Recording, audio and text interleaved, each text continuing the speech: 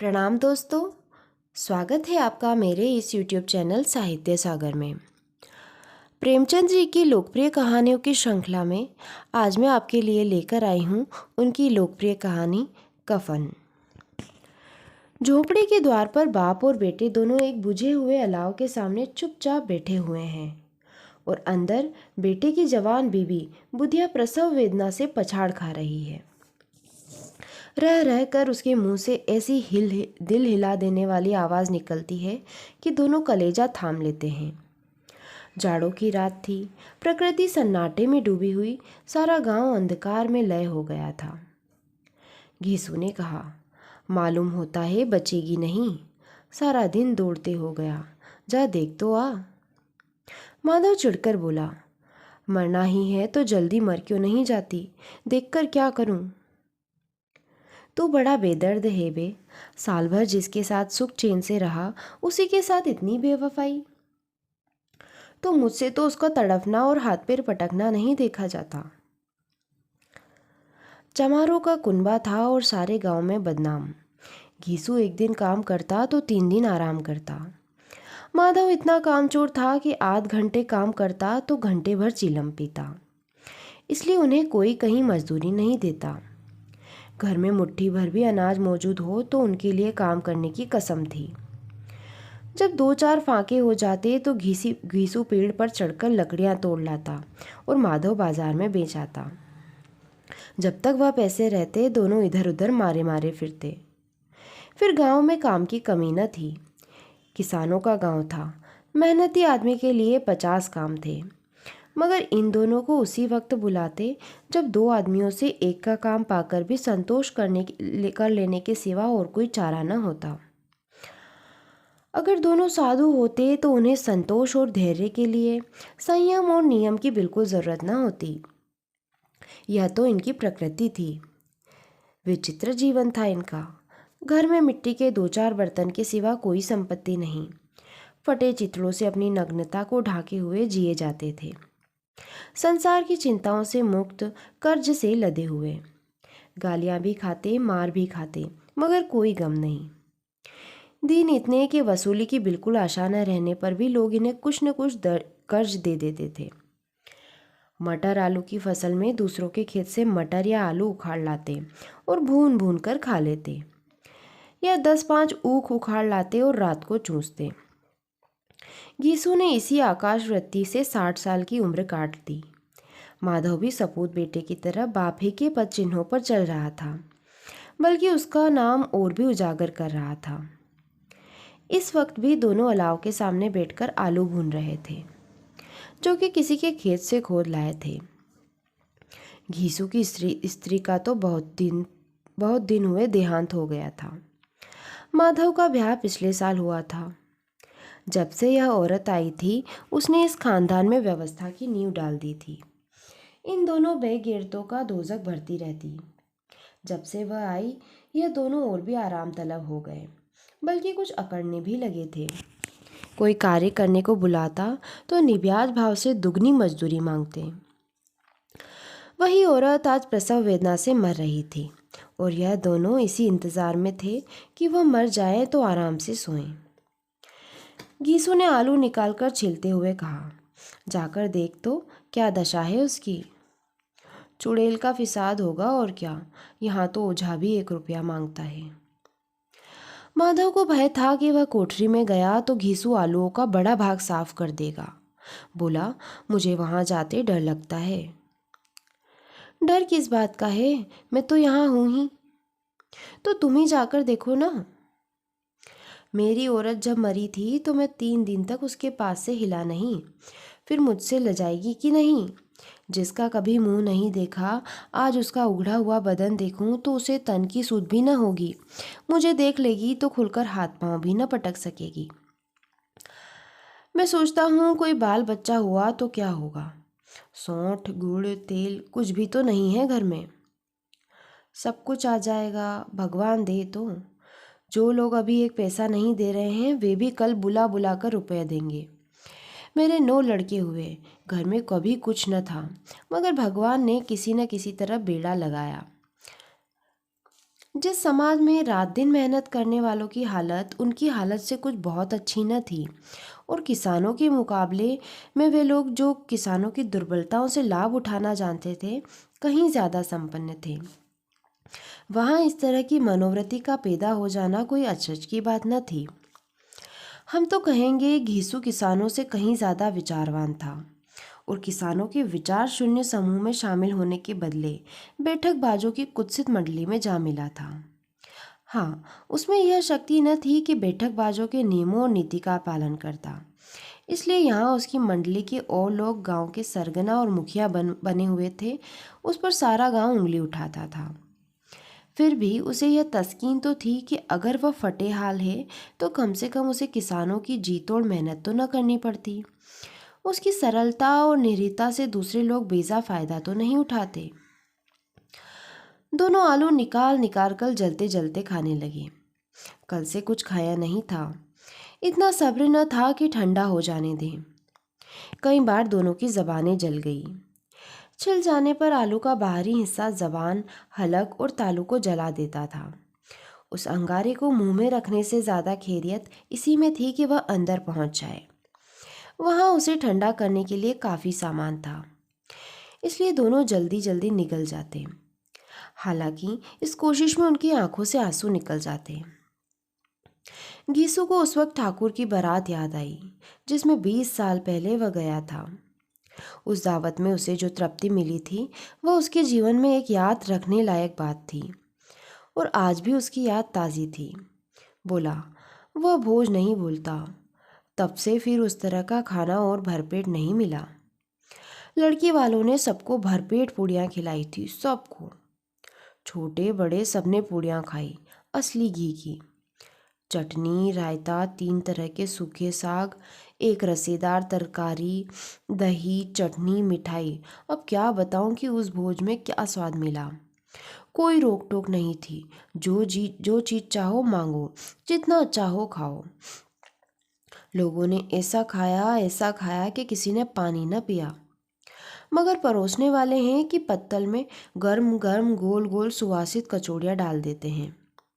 मना करते हैं कि नहीं चाहिए, पत्तल पर हाथ रोके हुए हैं, मगर वह है कि दिए जाते हैं। और जब सबने मुंह धो लिया तो पान इलायची भी मिली। मगर मुझे पान लेने की कहाँ सूझ थी, खड़ा न हुआ जाता था। चटपट जाकर अपने कंबर पर लेट गया। ऐसा दिल दरियाव था वह ठाकुर। माधव इन पदार्थों का मन ही मन मजा लेते हुए कहा, अब हमें कोई भोज में नहीं खिलाता। अब कोई क्या खिलाएगा, वह ज़माना दूसरा था। अब तो सबको किफ़ायत सूझती है।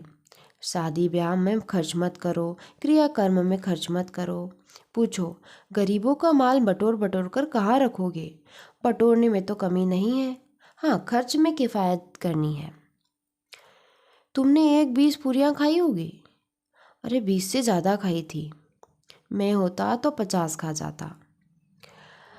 50 से मैंने भी कम न खाई होगी। अच्छा पका था, तो मेरा आधा भी नहीं है। आलू खाकर दोनों ने पानी पिया और वहीं अलाव के सामने अपनी धोतियां ओढ़कर पाँव पेट में डाले सो गए, जैसे दोनों बड़े बड़े अजगर गेंडुलियां मारे पड़े हो। और बुधिया अभी तक करा रही थी। सवेरे माधव ने कोठरी में जाकर देखा तो उसकी स्त्री ठंडी पड़ी हुई थी। उसके मुंह पर मक्खियां भिनक रही थी। पथराई हुई आंखें ऊपर टंगी हुई थी। सारी देह धूल से लथपथ हो रही थी। उसके पेट में बच्चा मर गया था। माधव भागा हुआ घीसू के पास गया। फिर दोनों जोर जोर से हाय हाय करने और छाती पीटने लगे। पड़ोस वालों ने यह रोना धोना सुना तो दौड़े हुए आए और पुरानी मर्यादा के अनुसार इन अभागों को समझाने लगे। मगर ज़्यादा रोने पीटने का अवसर न था। कफन की और लकड़ी की फिक्र करनी थी। घर में तो पैसा इस तरह गायब था जैसे चील के घोंसले में मांस। बाप बेटे रोते हुए गांव के जमींदार के पास गए। वह इन दोनों की सूरत से नफरत करते थे। कई बार इन्हें अपने हाथों से पीट चुके थे, चोरी करने के लिए, वादे पर काम न आने के लिए। पूछा, क्या है बे किसुआ, रोता क्यों है? अब तो तू कहीं दिखलाई भी नहीं देता। मालूम होता है इस गांव में रहना नहीं चाहता। घीसू ने जमीन पर सिर रखकर आंखों में आंसू भरे हुए कहा, सरकार, बड़ी विपत्ति में हूँ। माधव की घरवाली रात को गुजर गई। रात भर तड़पती रही सरकार। हम दोनों उसके सिरहाने बैठे रहे। दवा दारू को कुछ हो सका सब कुछ किया, मुदा वह हमें दगा दे गई। अब कोई एक रोटी देने वाला भी नहीं रहा मालिक। तबाह हो गए, घर उजड़ गया। आपका गुलाम हूँ, अब आपके सिवा कौन उसकी मिट्टी पार लगाएगा। हमारे हाथ में तो जो कुछ था सब दवा दारू में उठ गया। सरकार ही की दया होगी तो उसकी मिट्टी उठेगी। आपके सिवा किसके द्वार पर जाऊं। जमींदार साहब दयालु थे, मगर घीसू पर दया करना काले कंबल पर रंग चढ़ाना था। जी में तो आया कह दें, चल दूर हो यहाँ से। यूँ तो बुलाने से भी नहीं आता। आज जब गरज पड़ी है तो आकर खुशामद कर रहा है। हरामखोर कहीं का, बदमाश। लेकिन यह क्रोध या दंड देने का अवसर न था। जी में कुड़ते हुए 2 रुपए निकालकर फेंक दिए, मगर सांत्वना का एक शब्द भी मुंह से न निकला। उसकी तरफ ताका तक नहीं, जैसे सिर का बोझ उतारा हो। जब जमींदार साहब ने 2 रुपए दिए तो गांव के बनिए महाजनों को इनकार का साहस कैसे होता। घीसू जमींदार के नाम का ढिंढोरा भी पीटना जानता था। किसी ने 2 आने दिए, किसी ने 4 आने। 1 घंटे में घीसू के पास 5 रुपए की अच्छी रकम जमा हो गई। कहीं से अनाज मिल गया, कहीं से लकड़ी। और दोपहर को घीसू और माधव बाजार में कफन लाने चले। इधर लोग बांस वांस काटने लगे। गांव की नर्म दिल स्त्रियां आ आकर लाश देखती थी और उसकी बेगसी पर 2 बूंद आंसू गिराकर चली जाती थी। बाजार में पहुंचकर घीसू बोला, लकड़ी तो उसे जलाने भर को मिल गई है, क्यों माधव। माधव बोला, हाँ लकड़ी तो बहुत है, अब कफन चाहिए। तो चलो कोई हल्का सा कफन ले लें। हाँ और क्या, लाश उठते उठते रात हो जाएगी। रात को कफन कौन देखता है। कैसा बुरा रिवाज है कि जिसे जीते जी तन ढकने को चीथड़ा भी न मिला, उसे मरने पर नया कफन चाहिए। कफन लाश के साथ जल ही तो जाता है, और क्या रखा रहता है। यहीं 5 रुपए पहले मिलते तो कुछ दवा दारू कर लेते। दोनों एक दूसरे के मन की बात ताड़ रहे थे। बाजार में इधर उधर घूमते रहे। कभी इस बजाज की दुकान पर गए, कभी उसकी दुकान पर। तरह तरह के कपड़े, रेशमी और सूती देखे, मगर कुछ जचा नहीं। यहाँ तक कि शाम हो गई, जब दोनों न जाने किस देवी प्रेरणा से एक मधुशाला के सामने जा पहुँचे और जैसे किसी पूर्व निश्चित व्यवस्था से अंदर चले गए। वहाँ जरा देर तक दोनों असमंजस में खड़े रहे। फिर घीसू ने गद्दे के सामने जाकर कहा, साहू जी, एक बोतल हमें भी देना। उसके बाद कुछ चिखोना आया, तली हुई मछली आई और दोनों बरामदे में बैठकर शांतिपूर्वक पीने लगे। कई कुज्जियाँ ताबड़तोड़ पीने के बाद दोनों सरूर में आ गए। घीसू बोला, कफन लगाने से क्या मिलता, आखिर जल ही तो जाता, कुछ बहू के साथ तो न जाता। माधव आसमान की तरफ देखकर बोला, मानो देवताओं को अपनी निष्पापता का साक्षी बना रहा हो। दुनिया का दस्तूर है, नहीं तो लोग बामनों को हजारों रुपए क्यों देते। कौन देखता है परलोक में मिलता है या नहीं। बड़े आदमियों के पास धन है, फूके। हमारे पास फूकने को क्या है। लेकिन लोगों को जवाब क्या दोगे। लोग पूछेंगे नहीं कफन कहाँ है। घीसू हंसा, अबे कह देंगे रुपए कमर से खिसक गए, बहुत ढूंढा मिले नहीं। लोगों को विश्वास ना आएगा, लेकिन फिर वही रुपए भी देंगे। माधव भी हंसा इस अनपेक्षित सौभाग्य पर। बोला, बड़ी अच्छी थी बेचारी, मरी तो खूब खिला पिलाकर। आधी बोतल से ज़्यादा उड़ गई। घीसू ने 2 सेर पूड़ियाँ मंगाई, चटनी, अचार और कलेजियाँ। शराब खाने के सामने ही दुकान थी। माधव लपक कर 2 पत्तलों में सारा सामान ले आया। पूरा 1.5 रुपया खर्च हो गया, सिर्फ थोड़े ही पैसे बचे रहे। दोनों इस वक्त इस शान में बैठे पूड़ियाँ खा रहे थे जैसे जंगल में कोई शेर अपना शिकार उड़ा रहा हो। न जवाबदेही का खौफ था, न बदनामी का। इन सब भावनाओं से उन्होंने पहले ही जीत लिया था। घीसू दार्शनिक भाव से बोला, हमारी आत्मा प्रसन्न हो रही है तो क्या उसे पुण्य न होगा। माधव ने श्रद्धा से सिर झुकाकर तस्दीक की। ज़रूर से ज़रूर होगा। भगवान तुम अंतर्यामी हो, उसे बैकुंठ ले जाना। हम दोनों हृदय से आशीर्वाद दे रहे हैं। आज जो भोजन मिला वह कभी उम्र भर न मिला था। एक क्षण के बाद माधव के मन में एक शंका जागी। बोला, क्यों दादा, हम लोग भी एक न एक दिन वहाँ जाएंगे ही। गीसू ने इस भोले भाले सवाल का कुछ उत्तर न दिया। वह परलोक की बातें सोच सोचकर इस आनंद में बाधा न डालना चाहता था। जो वहाँ हम लोगों से पूछे कि तुमने हमें कफन क्यों नहीं दिया तो क्या कहोगे? कहेंगे तुम्हारा सिर। पूछेगी तो ज़रूर। तू कैसे जानता है कि उसे कफन न मिलेगा? तू मुझे ऐसा गधा समझता है? 60 साल क्या दुनिया में घास खोदता रहा हूँ। उसको कफन मिलेगा और बहुत अच्छा मिलेगा। माधव को विश्वास न आया। बोला, कौन देगा? रुपए तो तुमने चट कर दिए। वह तो मुझसे पूछेगी। उसकी मांग में सिंदूर तो मैंने डाला था। कौन देगा बताते क्यों नहीं? वही लोग देंगे जिन्होंने अब की दिया। हाँ, अब की रुपए हमारे हाथ न आएंगे। जो जो अंधेरा बढ़ता था, सितारों की चमक तेज होती जाती थी। मधुशाला की रौनक भी बढ़ती जाती।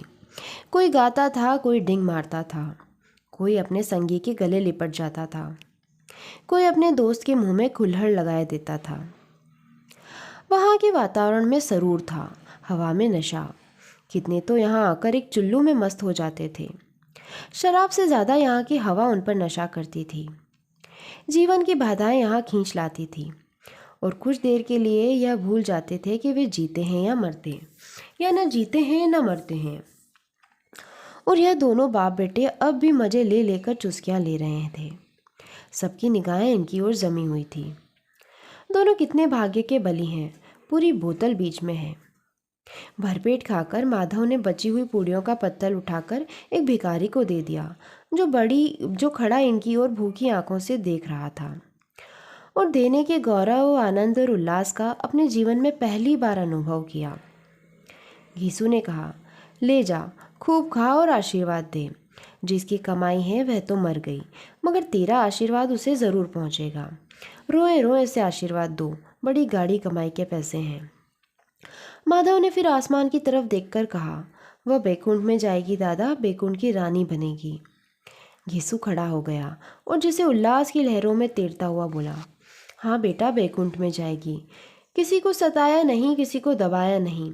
मरते मरते हमारी ज़िंदगी की सबसे बड़ी लालसा पूरी कर गई। वह न बैकुंठ जाएगी तो क्या ये मोटे मोटे लोग जाएंगे जो गरीबों को दोनों हाथों से लूटते हैं और अपने पाप धोने के लिए गंगा में नहाते हैं, मंदिरों में जल चढ़ाते हैं। श्रद्धालुता का यह रंग तुरंत ही बदल गया। अस्थिरता नशे की खासियत है। दुख और निराशा का दौरा हुआ। माधव बोला, मगर दादा, बेचारी ने जिंदगी में बड़ा दुख भोगा, कितना दुख झेलकर मरी। वह आंखों पर हाथ रखकर रोने लगा, चीखें मार मार कर। घीसू ने समझाया, क्यों रोता है बेटा? खुश हो कि वह माया जाल से मुक्त हो गई, जंजाल से छूट गई। बड़ी भाग्यवान थी जो इतनी जल्द माया मोह के बंधन तोड़ दिए। और दोनों खड़े होकर गाने लगे। पियक्कड़ों की आंखें इनकी ओर लगी हुई थी और यह दोनों अपने दिल में मस्त गाए जाते थे। फिर दोनों नाचने लगे, उछले भी, कूदे भी, गिरे भी, मटके भी, भाव भी बताए, अभिनय भी किया और आखिर नशे में मदमस्त होकर वहीं गिर पड़े।